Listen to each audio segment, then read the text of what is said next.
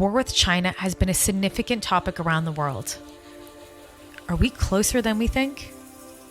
As of now, we know the start of the Chinese UAP task force is being assembled. What does this mean to our national security if we go to war with China and the UAP technology they might find? Former U.S. Army counterintelligence special agent and former employee of the Office of the United Secretary of Defense for Intelligence, Luis Elizondo, joins me to discuss the UAP politics around China and international relations. Join us as we get rebelliously curious.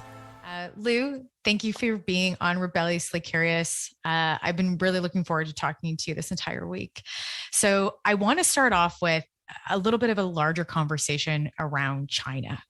So China right now, that we know there are conversations about going to war. And I want to talk to you and what you think in your perspective. How close are we, and I'm going to use a Game of Thrones reference here, bending the knee to Beijing? Wow. The problem is when we get into a semi-political conversation, we are by necessity, we have to pick sides. And of course, when we do that, we're going to isolate other people in the conversation. But let me give you my perspective. And let me caveat, my perspective is simply my own. My view is not represented or representative of anybody else but me. I'm not speaking on behalf of the government. I'm not speaking on behalf of Chris and my colleagues or anybody like that. It's just Lou.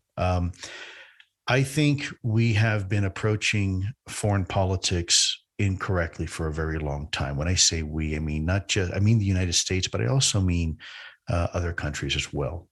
There seems to be this notion of zero-sum game, meaning if I take this from me, it comes from you, and you're going to lose something for me to gain, and vice versa. And so when you look at the Cold War and the way the United States was with then Soviet Union, it was an all or nothing chess match. And meaning if Russia gets cozy with this country, that means we're going to lose that country. And if we gain, through trade agreements, access to this country, Russia's going to lose that country. And so there was this, almost like tipping of the scale, who could leverage it enough where it was always in our favor. And that's true on both sides. And it's also true with China, and it's true with many countries around the world. I'm not sure it really is. Diplomacy I don't think it is a zero-sum game. I don't think someone has to lose in order for someone to win. The tensions right now with China are really, really high, and there's a lot at stake. Of course, Taiwan being one of them. Right.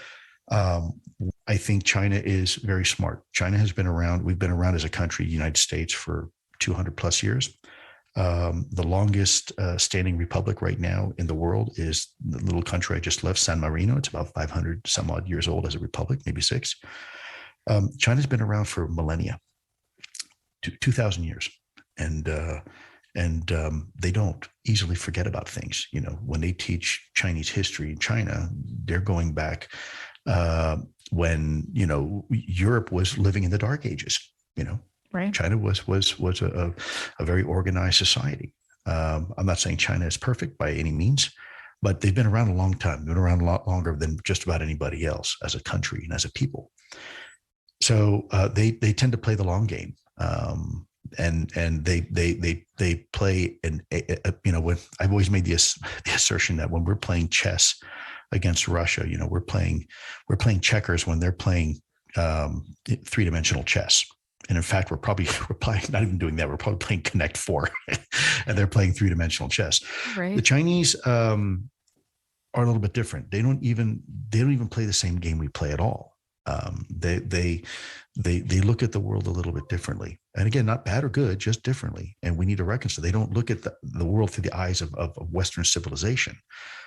They look at through the eyes of the People's Republic of China. They've been through so much as a people that they've lasted.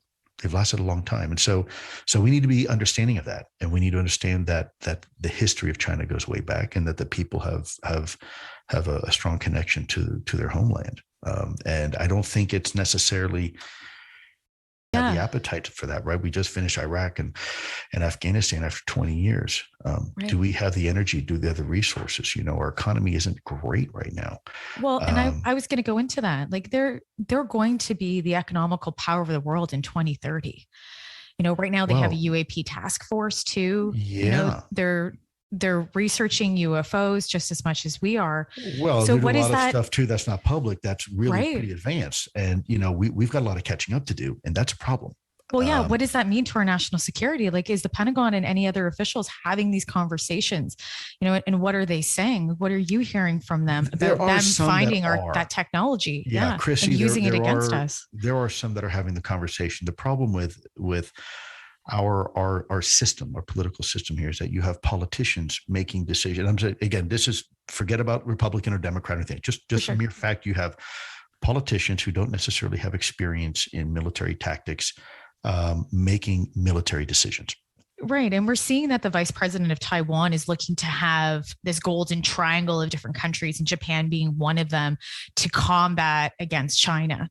So I'm going to go directly into the UFO conversation, though, is would we be sharing our information of what we understand about UAPs with that golden triangle of countries to be able to combat China? Because the scary part is that China, if they potentially have more information and research than we do on this, that again, it can be used against us. So would we be open to sharing that information with them that's classified to protect ourselves against that? Absolutely love this question. And you know what? I without going into a lot of detail, I just had this with a very, very senior person 2 days ago, literally 2 days ago. And the question is, do we combat China, trying to us versus them, or is there another strategy? And I'll share with you, there may be an option C. It might not be an either or. And what do I mean by that? Well, what if we decided to take the advice of President Reagan at one point, way back when, said, if we were faced with the reality of an alien presence, alien invasion coming to Earth, would that not be enough for all of us to unite together, right, and put aside our petty differences? And I think at the time, most people agreed, yeah, that's probably would happen. What if we were to take the topic of UFOs, and rather than making a divisive issue where we're going to share it with its golden triangle, what if we reached out to China and Russia directly and said, look, guys, I know we don't agree on a lot of things, but why don't we pool our resources? Why don't we do something really bold and something really novel? And let's work together. Let's put up, I'm going to put $20 million. You, China, put up $20 million. Russia, you put up $20 million. Let's put some sensors up there. Let's open this data to the world.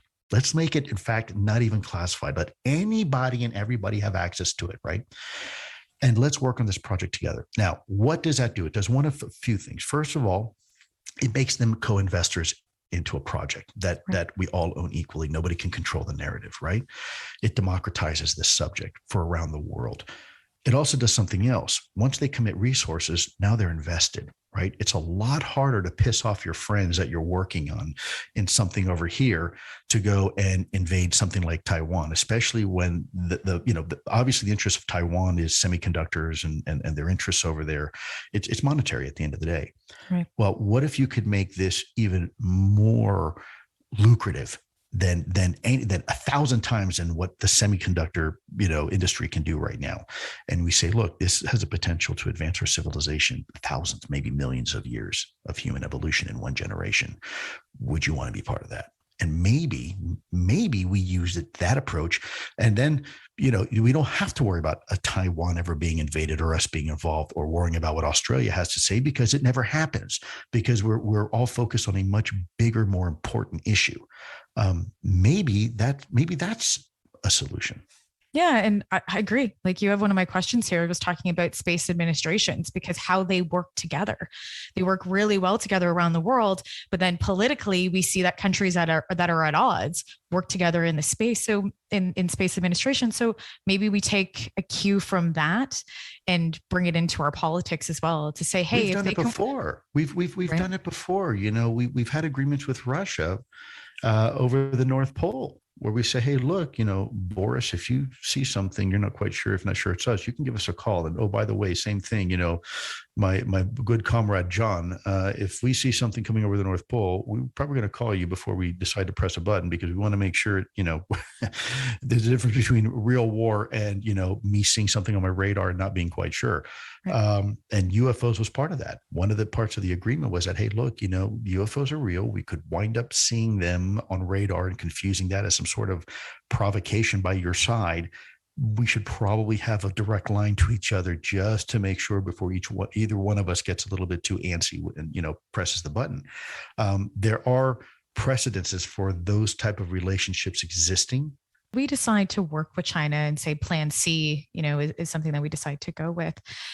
Are we going to adapt some of I would hope, some of their best practices? Because at this point, or I should ask you first, do we know of any other reporting that's come forward from China about UAPs? Because they have this wonderful measuring system that they're doing. That's a threat index. Are we looking at those as best practices and maybe including them in our own when we're doing our own research within the government? But then also, what does China know right now about UAPs that we might not know? Well, we should be. I don't think we are as much as we should be, which for me is very disappointing. We've got a long way to go. For whatever reason, over the last 15 years, we have allowed some of our adversaries to gain a significant advantage over us. And you can get on any search engine and see that China is really has invested heavily. I remember a time when they launched successfully their first satellite, and it seems, to me, I'm an old guy, so it seemed like yesterday, but it wasn't. Now they, are extremely prevalent up there, up in space. And, space is the next domain. That is, we can talk about the old days of having armies on the ground, and then we got enough developed where we put navies on ships on water, and then we got really developed and put airplanes in the sky. Well, the ultimate domain is space. That's it. He or she who controls space ultimately controls everything else. And, the Chinese are doing very well in that area. And we're failing to invest in next generation technologies and bringing in bright young people. Instead, we're promoting, forgive me for saying this, but, reality TV shows and Monday night sports instead of this topic, instead of trying to, we give sports scholarships. I guess my point is, Chris, our priorities are wrong. We have for many, many years placed priorities in the wrong areas, whether it's celebrities and musicians, some of the richest people of the world are people who sing. Well, that's great. You're a good singer, but what are you contributing to society? What are you doing? Every time you get on the media, there's all these glamorous photos of these people when we got a serious problem on our hands. Yeah. We are a nation of ignorance. We're not having the conversation. We're just not having it. And, I part of that issue, I will tell you too, truth be told, it's a double-edged sword. For as wonderful as social media is and the wonderful things it can do, it can also be very, very destructive. And people out there's a lot of people that it becomes, it becomes the primary motivator for a lot of what they do. I have two young daughters, and I'll tell you, I saw it myself, and my daughters watch these YouTube videos of these self-help makeup and cosmetics people, and they would get so engrossed in it, they'd spend 5-6 hours on it every single day, and they'd have to go out and buy that next product. And I say, guys, you realize that's not beauty. Beauty's here. This is beauty. That's not beauty. That's cosmetics. That's an industry, and they're trying to sell you something, and it's working. You don't need to buy cosmetics to be beautiful. I mean, don't get me wrong. It's nice and lovely, but that shouldn't define who you are as a human being. This defines you. Your heart defines you. Everything else it's just a shell. And right. we I think we've got a long way to go, Chrissy. The UAP topic is something for me very near and dear, but it's not the only thing. And I don't think it is and it shouldn't be for everybody else either. We have right. other issues we have to take care of, like you said, with China. Like I said, we need to arm our citizens with information. and then let the citizens decide what they want to do. That's a real democracy. But we have absconded so much, and we have forfeited so much of our rights and privileges out of whether it's sheer laziness or who the heck knows. We're allowing people to make decisions on our behalf that aren't qualified, nor do they have their best interests on our behalf. And somehow we're okay with that. Just, feed me more MTV and feed me more of what I want, give them circus and bread. Are you seeing that globally as well, though? Absolutely. Well, you know what? It's not just North America. Yeah. Not to the degree I see it here. There is an extreme amount of materialism here. And I'm not saying that's good or bad, but we need to recognize it and we need to tame it. We can't let it control us. And everything we do, I cannot believe the hypocrisy that exists right now. And it does impact the UFO topic too. But the hypocrisy that I see is far more insidious. I see the hypocrisy to the point where we don't even realize we're being hypocrites from every single one of our politicians, from every single one of our elected leaders. It's do as I say, not as I do. And that's a problem for me. I have a significant issue with that. So I'm going to ask you this then, Lou. Where do you see yourself then? Because you're taking this to the UAP conversation internationally, and you've been traveling internationally talking about this. And, and we're saying, next year, starting now and longer, we'll probably have more of an international conversation around UFOs. So where do you see your place then on that global stage, in the future? God. Where would you like it to be? The Lou answer? Yeah, or both. I love both. Both. Where is it going to go? Where do you think it's going to go? And where do you see yourself in this? Yeah. Well, where I would hope to see myself would be completely retired and no one ever knowing my name or who I was and just disappearing into obscurity. I'm a very private person, despite being, public to some degree. That's not how I am. I've lived my entire life and career in the shadows. Right. I prefer my anonymity. In some cases in the past, my life depended on it in the jobs that I had. But that's me personally. My hope is that I can get this to a level where it has its own momentum and continues to build and get bigger and bigger and better. And, I've often said, I'm not qualified to take this effort over the finish line. I never was. I was never that guy. And I know people, kind of think I am. I'm going to keep running the marathon until someone picks up the baton, and I'm not going to quit a moment sooner. But I'm not the guy to win the race. I just started the race. And my hope is that we will continue to work together collectively as a team. People like you and your audience that are part of this effort, they're equally just as important as what I'm doing. The only difference is that I happen to have a camera in front of my face and they don't. But every time they get on Twitter and every time they read an article, every time they write a letter to their representative or the elected official, or they have a conversation around the dinner table or the water cooler, they're making a difference. They're making a change. People are becoming aware of the reality of this topic. And that is important. I can't do that.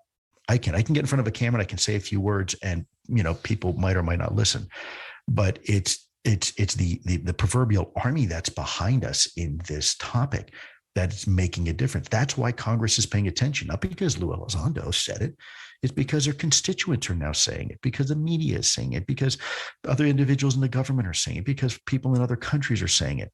That is the beauty. That's what I marvel at, that I can sit back and go, wow, unbelievable. I cannot believe the momentum this has on a topic that they tried to bury and crush and destroy for so many years. Yeah.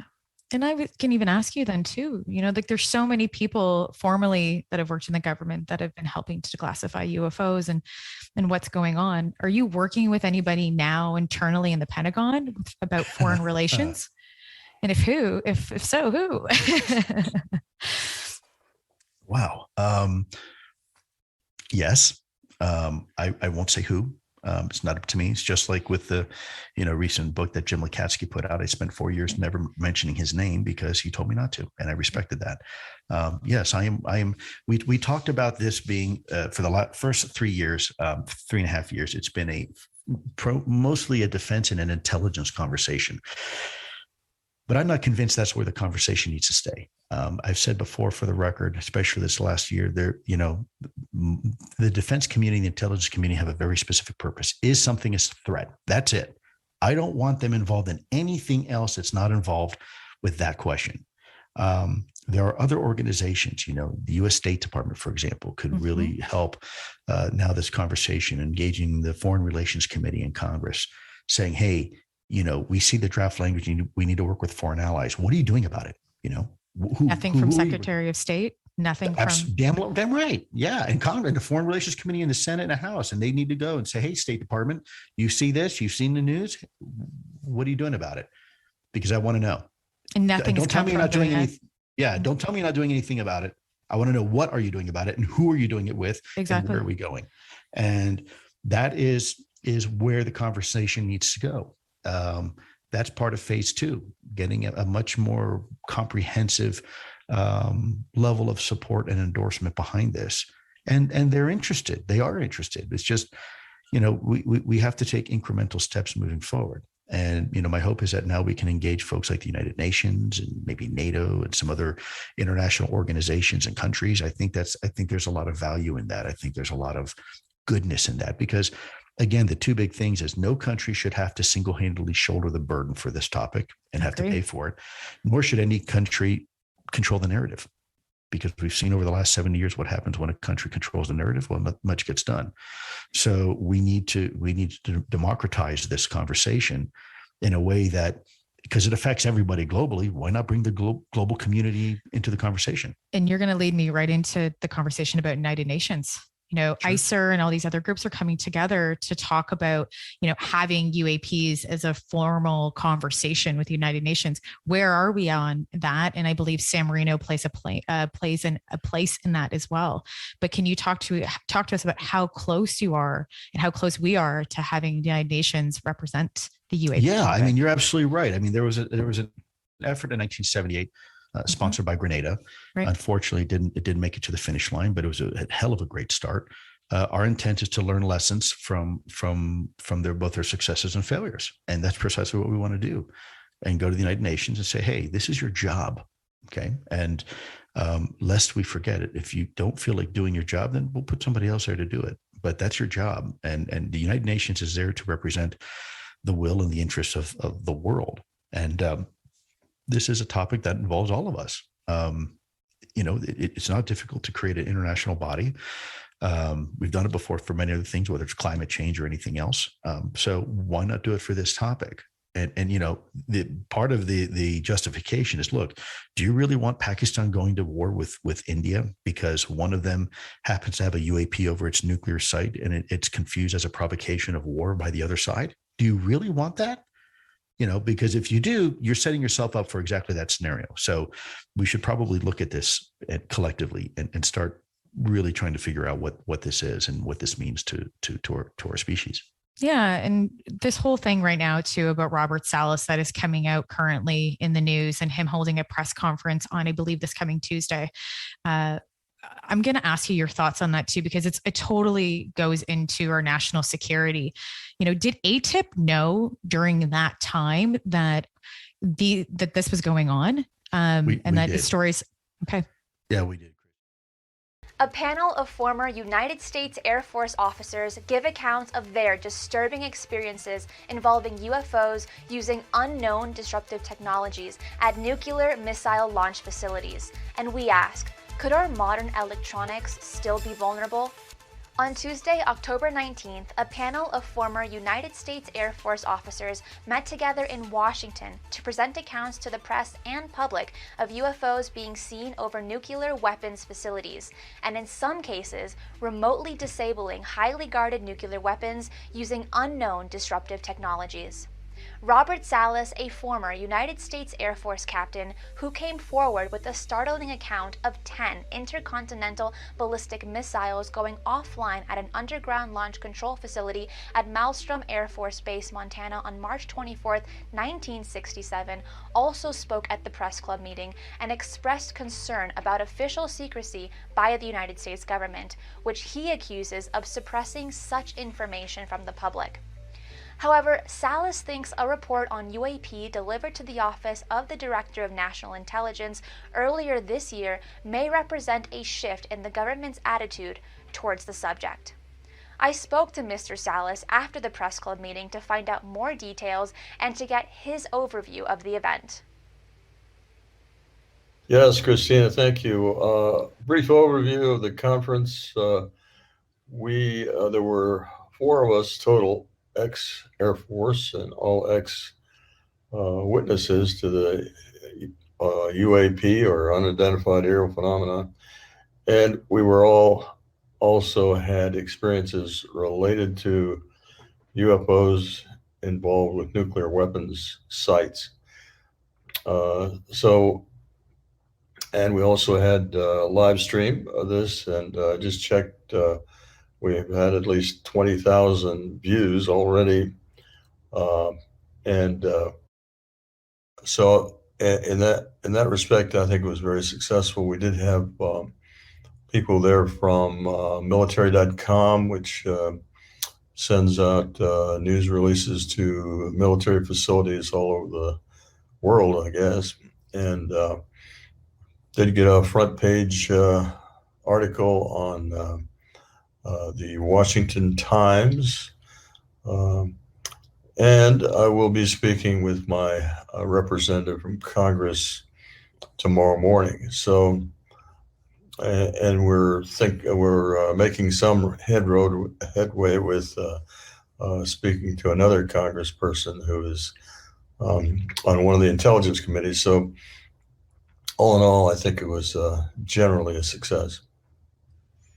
What strikes you as the most alarming case of unknown disruptive technology that was covered during the National Press Club conference? Well, I think it was the 2 cases that I've done research on, and of course I was part of one of those, and that was, I say this because on March 16th, 1967, all missiles were shut down during UFO sightings, and there were multiple witnesses to those UFOs, including the commander and deputy commander of the launch control facility. That would be Eric Carlson and Walter Fiegel, both of whom I think are still living. I know Walter is because I've spoken to him the last 3 months. And then my case, which was March 24th, 1967.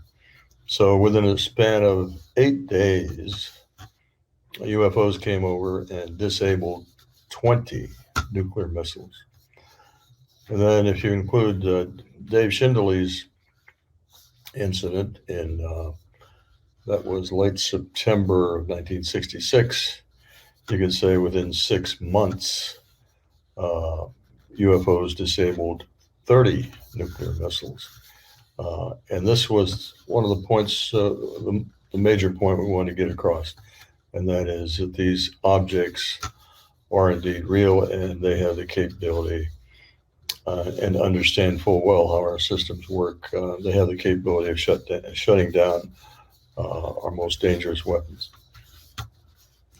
The electronics technology used for control and guidance is very different now from the time of many of the examples that were discussed. In your opinion, do you feel that the unknown disruptive technology, by virtue of its remote electronic influence, could still be as disruptive with today's technology? Certainly, I'm certain the Air Force has tried to add protections to current systems. The school of thought by the Air Force was that this was an electromagnetic pulse type of thing, where signals were sent from an external source, disrupting the internal source. Right now, I'm sure they're using other methods to guide the missiles, such as the advanced GPS guidance navigational systems that they have. However, and again, I'm speculating here, the technology of these extraterrestrial objects are far in advance of what we could conceive even now. They demonstrated over and over how much they really understand our weapon system in great detail. So I'm sure they are able to understand how our newer weapon systems work in great detail. And if I had to bet, I think they figured out how to disable those. In fact, we have some evidence that and possible witnesses to incidents that occurred as late as 2018. Certainly in 2010, there was an incident at Francis E. Warren Air Force Base. That's in Wyoming, where 50 nuclear missiles went down for a period of time. The Air Force said it was just a computer glitch, but there are witnesses that state otherwise, that they did see a large blimp-like object nearby. So I hope that answers your question. I think they are so far advanced that I don't think even our best technology today could stop them from repeating what they did in '67. And given the seriousness of the recent treatment that the UFO topic is being given by the Department of Defense and members of the House and Senate, what are your hopes and expectations for the future? Yeah, I think one of the things we did accomplish yesterday was to point out that the Air Force has been prominent by its silence. We are all ex-Air Force witnesses. We went over many cases involving the U.S. Air Force, and there are many others that we didn't even talk about because witnesses weren't comfortable coming forward. So I think we've got at least the Air Force in a very uncomfortable position. They're going to have to respond to our witness testimony. At least I hope that we're going to get some brave journalists asking them questions about what was testified to yesterday. So basically, I fully expect Congress now to look seriously at having open hearings.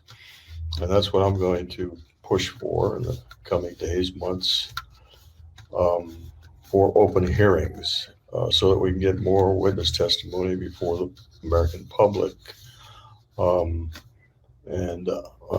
Well, I think we've got them cornered now, and I don't mean that in a bad way. I mean, we've got the Congress. It's in their court now to respond, and so we're going to keep pushing for that. Would you like to add anything or give any final thoughts about the situation now as compared to when you last did a similar conference? Yeah, the previous conferences I've spoken at, the one in 2010 and 2013, we didn't have the situation that we have now, where the ODNI report stated specifically that this is a real phenomenon. I think the way they put it, it's not imaginary. So they've gone away from the swamp gas description of what's going on. And that is different. We've never heard anything like that before, a public admission that this is real, and we've got to get to the bottom of this, and we've got to figure out whether it's a national security issue or not, whether it's a safety issue or not. And so I don't think there's any turning back now. I think once our government has made this admission, it'll be impossible to turn back and just ignore it, in my opinion. In August, the Debrief reported on the passage of the Intelligence Authorization Act for fiscal year 2022 by the Senate Select Committee on Intelligence in late July. The bill, which allocates funding and legal authority for various components of the intelligence community, also outlined the IC's efforts to assess unidentified aerial phenomena, following up on the work of the UAP task force, as stated in a press release from the office of Committee Chairman Senator Mark R. Warner after the bill passed. The current version of the bill calls for quarterly reports that will include information about all reported instances of UAP within the previous 90-day period. The bill also states that all reported unidentified aerial phenomena related events that occurred during a time period other than the previous 90 days but were not included in an earlier report must also be included. Although recent legislative efforts like these convey that many politicians in Washington are taking the issue of UFOs seriously, Dr. Robert Jacobs, another witness who gave an account at the press club meeting, said the events he and his fellow servicemen witnessed have much broader implications. Quote, "This has nothing whatever to do with politics. This is a real event. It is the most important event in the history of mankind."